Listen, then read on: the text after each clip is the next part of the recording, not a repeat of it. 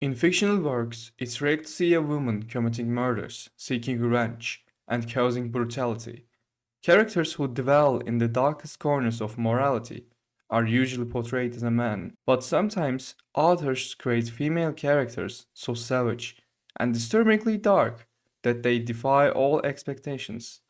One of the best examples of such a character is Cersei Lannister from Game of Thrones. Wherever you go, Robert's wrath will follow you.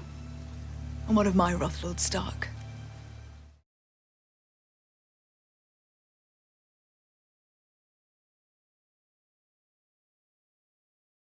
Cersei is the only daughter of Tywin Lannister, one of the most powerful and wealthy lords in the continent. She has a twin brother named Jaime and a younger dwarf brother Tyrion. While Jaime and Tyrion seem to have a more relaxed and easygoing personalities, Cersei comes across as tense and harsh.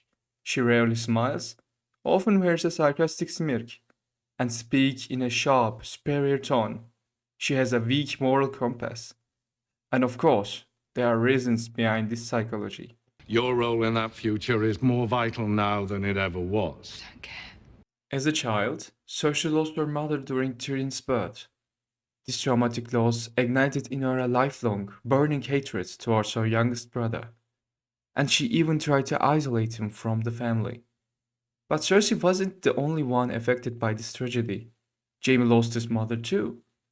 Then why did Jaime and Tyrion still develop such a strong bond, while Cersei chose to hate him?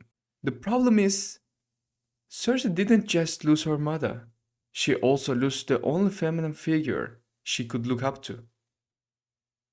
In many medieval inspired dramas, noble girls are shaped by their mothers, how they dress, speak, stand, and even think. And when a girl becomes a woman, she becomes like her mother. In this world, a noble girl's mother is her ultimate idol, but Cersei had no one to fill that role. While she may not have lacked elegance or grace, she grew up without a woman to guide her thinking. So instead, she idolized her father. To understand Cersei's worldview, we need to understand her father, Tywin Lannister. Tyrion once said, "The Seven Kingdoms unite in fear of Tywin Lannister." Tywin was one of the richest and most powerful lords in the realm. He was respected, but even more so, he was feared. While many believed his wealth brought him the power, Tywin's true strength came from his cold, ruthless, and Machiavellian nature. He once orchestrated a massacre at a wedding to eliminate his enemies, calling it a way to save countless lives by ending a war. Explain to me why it is more noble to kill 10,000 men in battle than a dozen at dinner. So that's why you did it? To save lives? To end the war, to protect the family. Going back to Cersei, we have seen that she grew up adopting her father's values in the absence of a mother.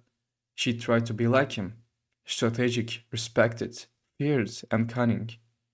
But there is one major difference. Cersei is not as rational as Tywin.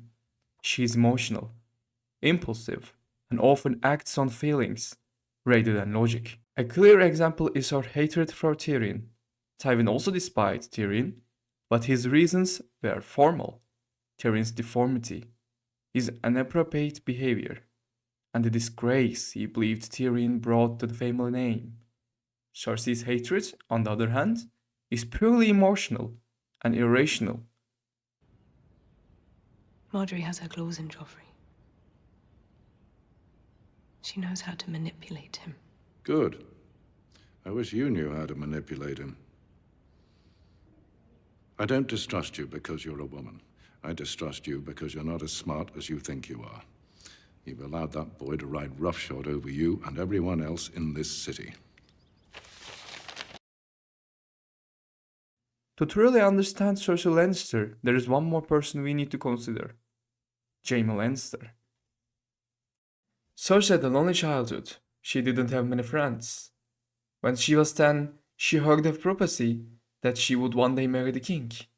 Her friend was with her at the moment, and so she feared that if the girl spread the prophecy, it might not come true. So driven and obsessed with control, she killed her. This chilling act shows just how paranoid and calculating she was, even at such a young age. The only person Cersei ever grieved truly close to was her twin brother Jaime. Their bond turned into a secret incestuous relationship, hidden from the world. But for Cersei, this wasn't really about love. Jaime was the perfect match for her ego.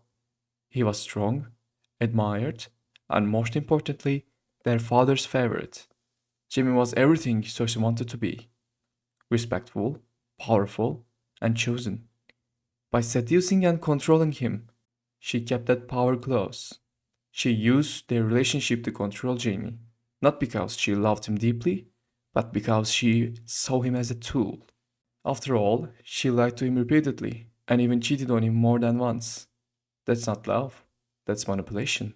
You come back after all this time with no apologies in one hand and expect everything to be the same. What do you want me to apologize for? For leaving me. You think I wanted to be taken prisoner? Don't know what you wanted. You weren't here. You left me. Alone. At the age of 19, she was married off to the king of the realm. At first, she fell for him, but soon her love turned into hatred. The king cheated on her openly, drank too much, and physically abused her. Over time, her disgust grew, and she clung even tighter to Jaime. Eventually, Cersei had 3 children, 2 boys and a girl, who were biologically Jaime's, not the king's. Yet she made the king believe they were his. These children weren't just a part of her. They were the tools, her leverage, her path to power. Through them, Cersei believed she could finally rule the realm with fear, control, and dominance. Then the killing began. One by one, she eliminated anyone who tried to take her power. It also claimed the throne rightfully belonged to someone else. Those who tried to turn her child against her, or anyone who posed a threat. She destroyed them all. In the show, Cersei is portrayed as a mother who loves her children more than anything. Do whatever it takes to protect her children. But the truth is, she doesn't care about her family as much as she cares about the throne, the power, the fear, the control. Cersei is not just one of the most terrifying characters in television history, she's also one of the most psychologically complex. Her anger, her hatred, her brutality all come from deep emotional wounds. In the end, the dark side of a woman is something entirely different, and Cersei Lannister shows us just how terrifying, brilliant, and tragic that darkness can be.